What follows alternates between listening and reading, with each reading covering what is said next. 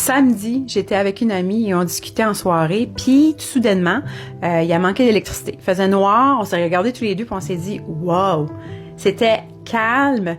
C'est incroyable comment qu'on réalise quand il manque d'électricité, comment qu'il y a un silence qui apparaît, parce qu'il y a toujours des électroménagers, comme un frigo, puis tout ça, un bruit de fond. Puis c'est la même chose, ça m'a fait référence beaucoup à notre mental, comment qu'il y a des bruits de fond, puis il y a des gens qui se sont habitués à des bruits de fond hyper bruyants, puis qui notent jamais, puis à un moment donné, qui sont fatigués, qui vivent avec l'anxiété, des maux du corps aussi, mais qui prennent jamais le temps d'arrêter. Puis Dieu sait qu'on vit dans un monde de distraction aussi. On est bombardé d'informations.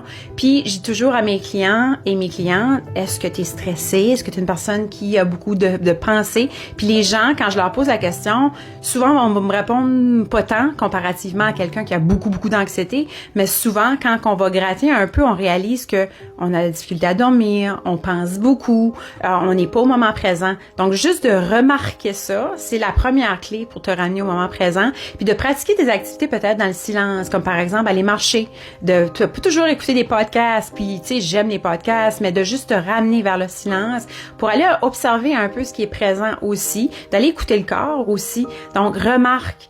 Qu'est-ce que tu fais quand il manque d'électricité? Est-ce que tu as tendance à être inconfortable? Parce que j'ai même une cliente qui m'a déjà dit qu'à un moment donné, quand il manquait d'électricité, ça lui faisait faire des crises de panique. Autant qu'on y est habitué d'avoir toujours des distractions. Donc, comment tu vis avec le silence, toi?